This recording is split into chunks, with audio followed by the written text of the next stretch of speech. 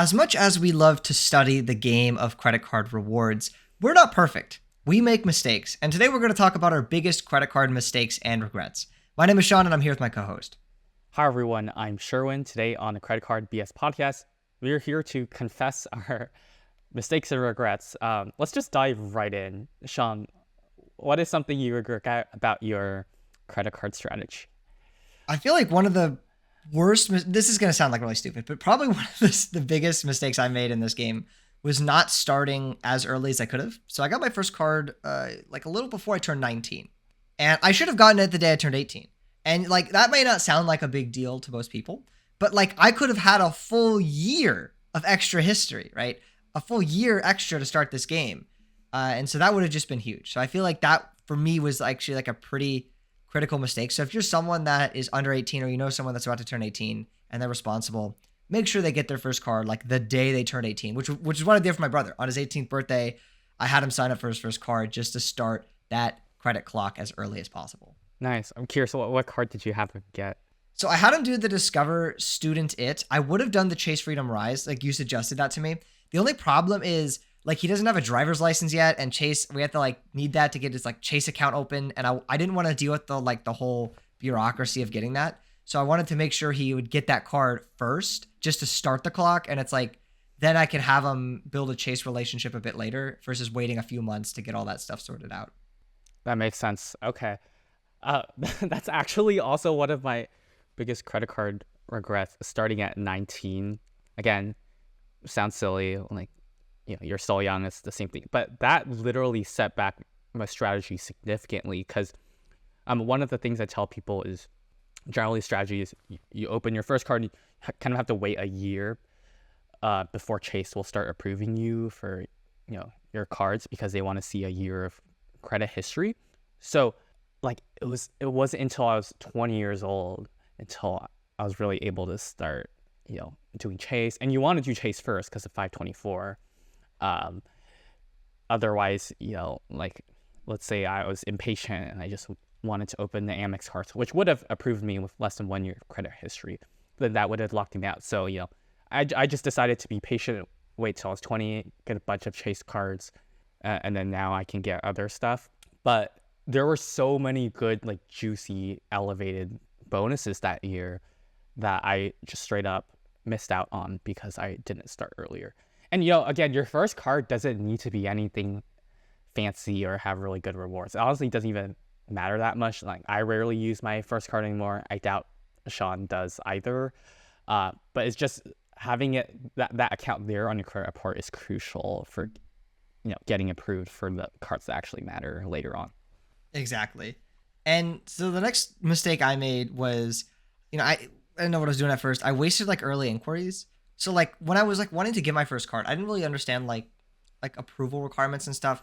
So like I applied for like a city student, but like I had listed like basically nothing for income, and it was like, yeah, they're not going to approve you, of course. And then I also applied for like the Amazon Prime card because I'm like, ooh, they have a $100 gift card promo. But I was like, I knew nothing about like this was like a few months into credit history. Like I was like, I didn't have, you know, any history. So of course Chase isn't going to approve me for that. And so it's like, oh, yeah. that was just unnecessary, right? Like it's not a huge deal, but it was just like that was totally something that didn't need to be done. And if I had done even just a little bit of research, would have. I mean, not that's so wasted funny those. because with the Amazon thing, I mean, now it's like if a credit card doesn't have a bonus worth at least like 60,000 points or like $800 or something, I'm not gonna touch it. So it's kind of funny how like your perspective really changes once you realize like what the big value items in a game are. I will say, I mean, wouldn't you say like you got lucky by not getting approved for those because, you know, they might have screwed up your 524 even more? That is true. That is something actually. In a weird way, I was like lucky to not have gotten those. But also, funny enough, because of my like almost early stupidity, I was able to get a Chase card much earlier than most people. So I applied for like a Freedom, like around that same time, like actually like very like a month or two after the Amazon Prime, and I got denied. But I had opened a Chase account like a day before or something, and I called Recon, and they ended up manually approving me for that, and I only had like under 6 months of history. So that ended up being kind of nice because it allowed me to start like a Mm. Chase relationship earlier because like, yes, they'll approve you a year out, but it's like, it's nice to have that early relationship. So then Yes. later on you can get it. So I got lucky in that sense, but I was still stupid to begin with. Yeah, yeah, yeah. Did you get a $500 credit limit your first Yes, it test? was 500 bucks. No, it's so funny because I sort of did something similar where I actually also got my first Freedom Flex card a little earlier than the 1 year mark, and I got denied, and I called a recon because I had a checking account Chase, and they were able to work around it with also a $500 limit, which is very funny considering how much credit limit I have with Chase now. I'm not going to tell you, but it's a lot higher. Um, and yeah, I think like early on, I think I applied for like the Venmo credit card with like minimal income or something and got like instantly denied. Honestly, I'm glad it worked out that way because like I would have been locked out from other Chase cards or whatever. Okay, so yeah, we're not perfect, but we learned. Uh, what's another? Okay, I guess I'll share one bad. Okay, this one is actually kind of bad. So Sean, you're familiar with the Chase Pay Yourself Back redemption? Yeah. Yeah, so it's basically during a pandemic, especially, it was hard to use points for travel. So Chase offered a way for you to redeem points as towards statement credit towards certain categories of purchase, often at elevated value. So at that time, my dad had the Chase Sapphire Reserve, and during that time, you could get 1.5 cents per point to redeem against any dining purchases on the card. And he had at least 100,000, maybe close to 200,000 points sitting there, and it had been sitting there for a number of years, really, because that was early on before I really learned about how to use Chase points properly and whatever. So we weren't sure what to do with these points.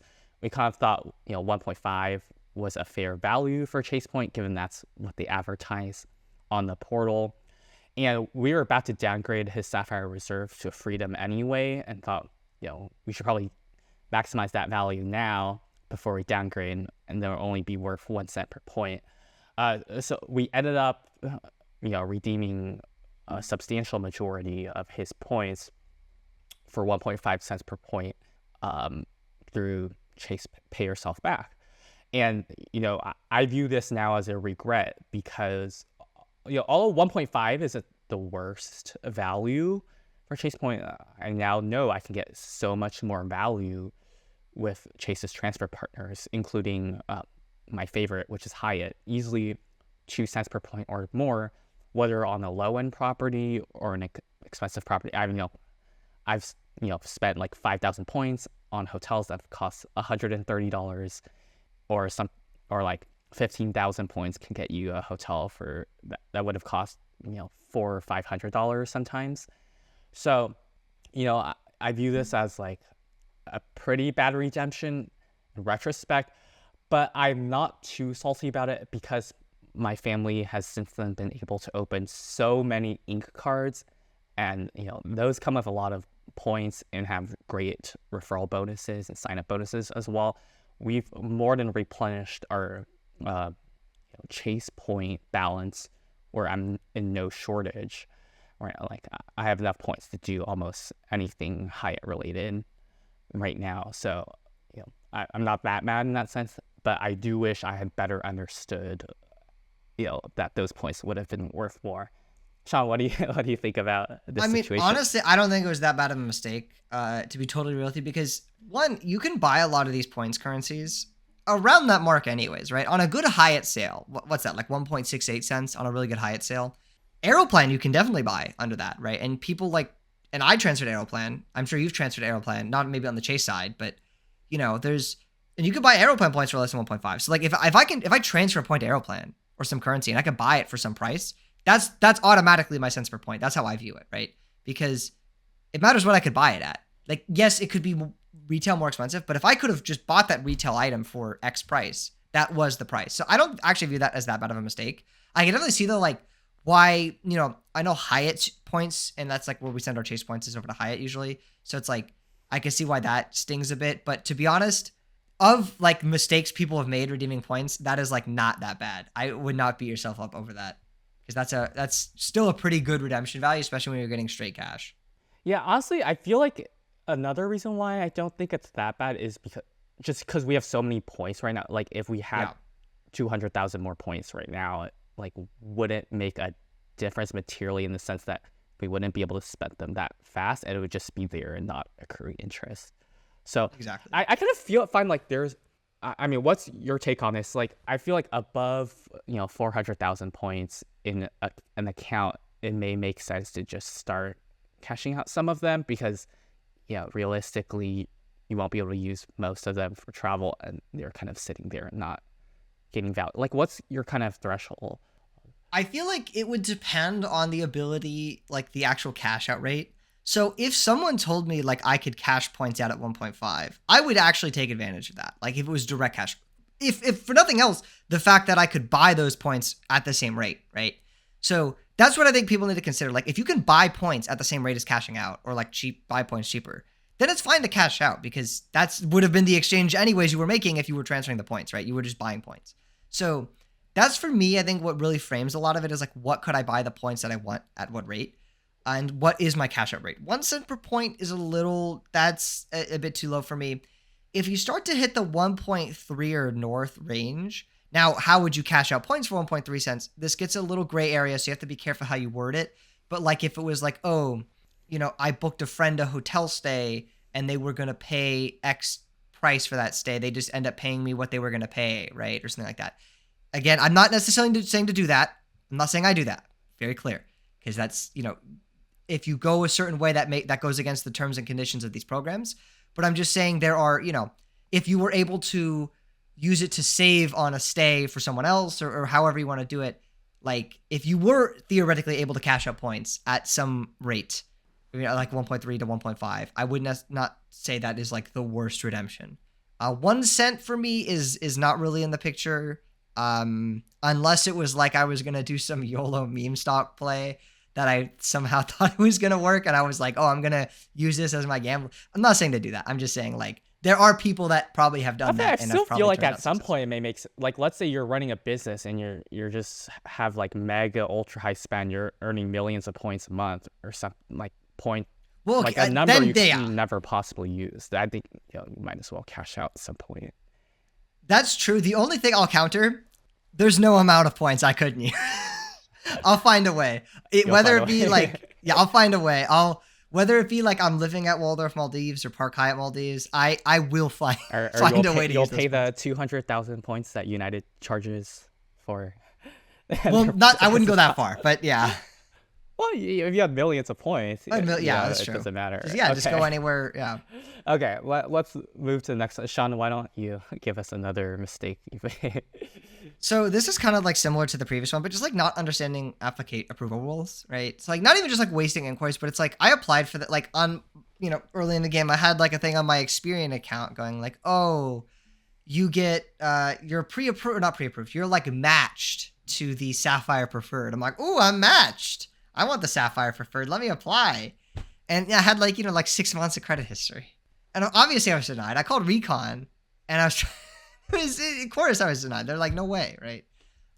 So that sucked. And then another one, I didn't understand like the Amex sub rules when I first applied. Not like the rules, but like how to get the good Amex sub, right? So I just like, I wanted a Hilton card, right? I was like, oh, this actually, like, I bet Amex might approve me for Hilton card. So I was like, okay. I went to the no annual fee card and I'm like, ooh, 70,000 points. Okay, apply. And then it's like, wait a second. I could have literally just gotten like 100,000 or more just by using like incognito or a different link. And so that was a little, frustrating. So yeah, at the beginning, I didn't really know what I was doing. Yeah, I mean, Amex likes to market their high bonuses to non-existing customers. So, I think there's a certain form you can fill out with your information. They do a soft pull and they can offer you a higher bonus. So if you've never had an Amex card, try to go for, one of those better offers instead of just clicking on whatever link. I'm always driven insane by people who told me they applied for the Chase Sapphire Preferred, the 60,000 bonus without using a referral link, because it's something, but it's not the best because they frequently go up to 75,000 or 80,000. So it pays to be patient and wait till the elevated offers come around. And also, use your friend's referral link because it doesn't cost you anything. Like, you're just throwing points away. Exactly. And if you don't have a referral link to use, well, we are now coming of service because we have referral links in the description. So if you apply for a card, please use our link. It helps us out greatly. Sorry, Yes. I thought I'd throw the plug in there. On the topic of American Express, one of my, I'm not exactly sure if it's a regret yet, but hear me out. I'm actually not a current American Express customer, believe it or not. Both my parents have Amex cards, and I helped them strategize and open them and use them for their full and maximize their value, and that's great. But I personally don't have any Amex accounts, and my initial reasoning was that I'm so young, my spend is not that high. Amex is known to gray list people who open their cards but don't really put a lot of spend on them. Gray list meaning you'll get pop-ups when you apply for new cards saying you're not eligible for the bonus, and there's no real way to bypass that unless you put a bunch of spend on your cards, and even then there's no guarantee. And I kind of didn't want to put myself in that situation. And also I had heard that you should probably, in terms of strategy, you should go for the platinum card first instead of the other cards because they target the highest bonus for the platinum cards to non-existing customers.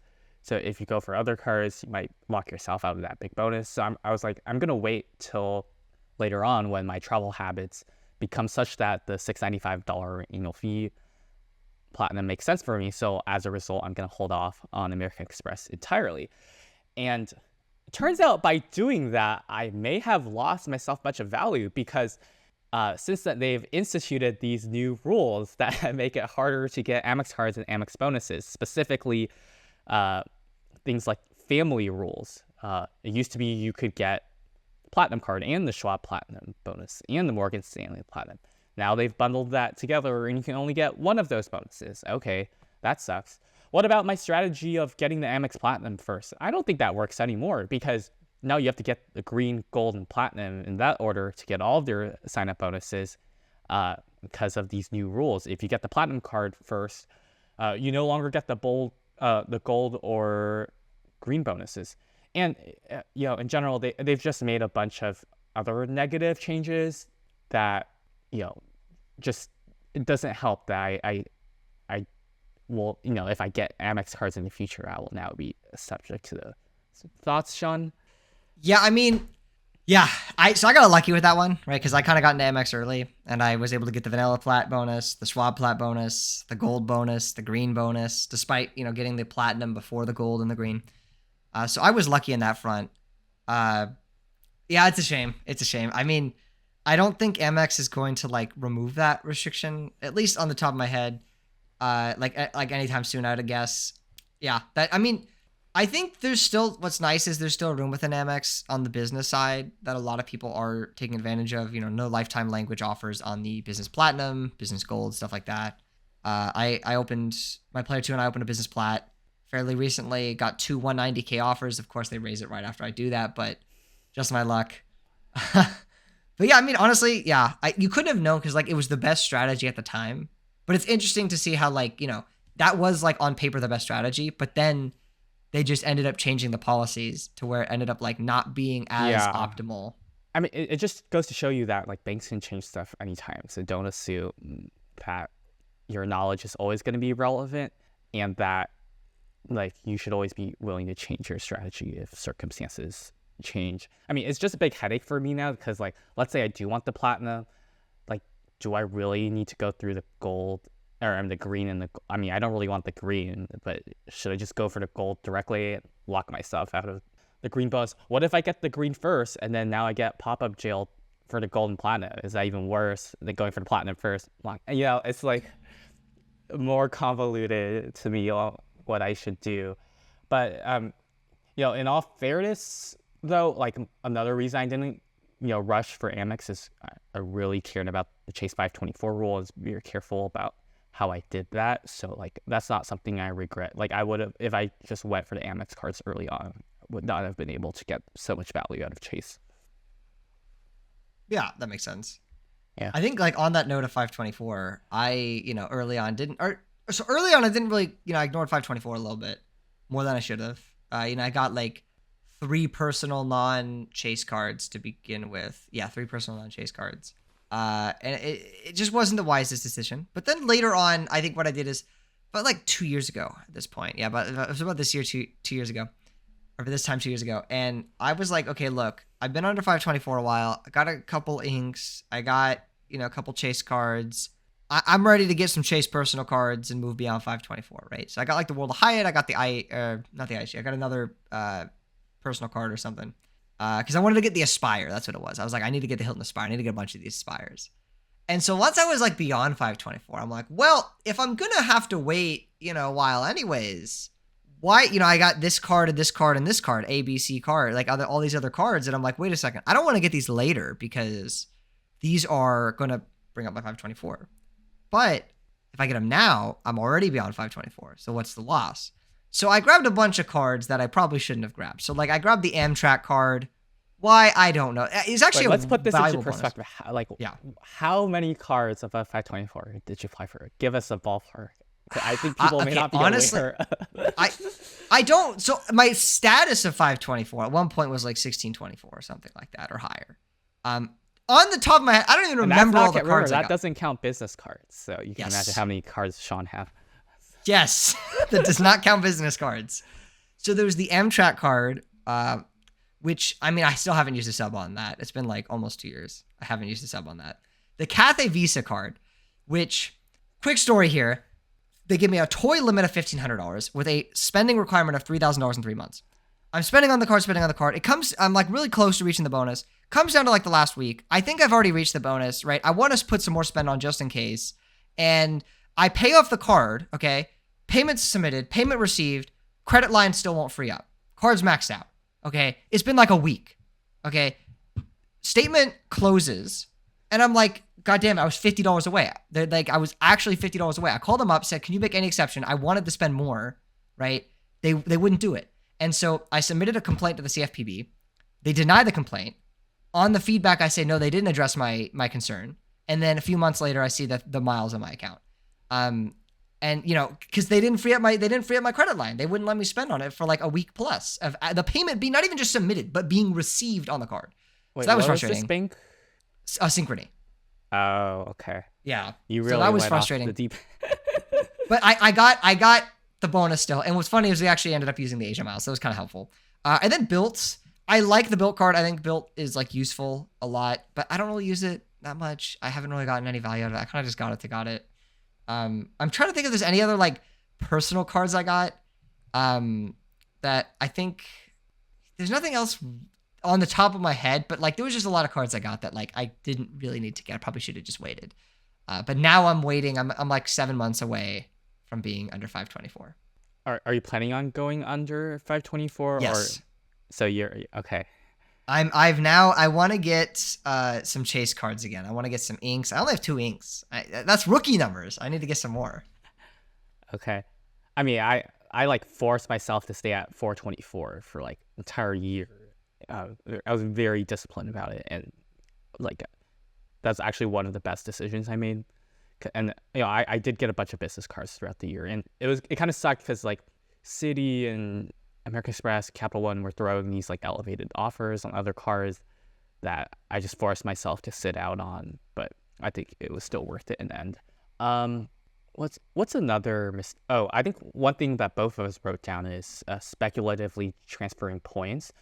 We talked about this in detail in another episode, so we're not gonna go into too much depth here. But Sean, why don't you give us that really quickly? Yeah, so while most people probably might regret speculatively transferring points, we regret not speculatively transferring points.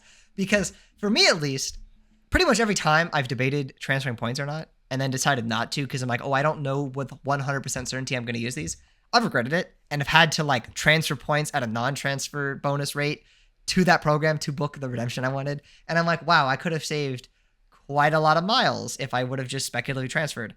And I think like if you know what you're doing, it's fine to speculatively transfer because it's like if you know you're gonna be able to get value from that program and you know how that program works, totally fine to do it. So yeah, that's something like that I think both of us regretted a bit. And now I pretty much speculatively transfer at every transfer bonus that I know I'll be able to get value out of. So which programs would that be for you? So Virgin Atlantic, pretty much always I'll transfer to. Flying Blue, I haven't been as much, but only because like I only transfer usually on the transfer bonuses for like Amex and Capital One, not Chase. So yeah, Virgin, Flying Blue, British Airways would be one, and then Aeroplan if they have a transfer bonus. Like, I regret not doing it at the 30% from Amex while back to Aeroplan. I would do a ton at that. Those are the It's main funny you programs. say that because one of my regrets is transferring 30% to Airplane from Chase at one time. I mean, there was a particular redemption I wanted, and it was available, and we got it, and it was a good redemption. I don't regret that part. But in retrospect, given that only Chase transfers to Hyatt, like I probably should have just sucked it up and paid more Amex points for that. But not a too big of a deal in retrospect, I think. So I think that does it pretty well for today's episode. So what are your credit card mistakes and regrets? Leave them in the comments for also if you've ever made a similar mistake to one of us. Share it below and we can all learn together. If you've enjoyed today's episode, please consider giving this video a like and consider subscribing to our channel. Again, if you want to sign up for any credit cards, consider using one of our links below. It greatly helps support the channel. And Sean, why don't you help plug our Discord? So if you want to connect with an elite group of award travelers entirely for free and learn a ton, get deal alerts and all that, check out the Traveling Discord group at the link in the description. Thank you so much for watching, and we will see you next week.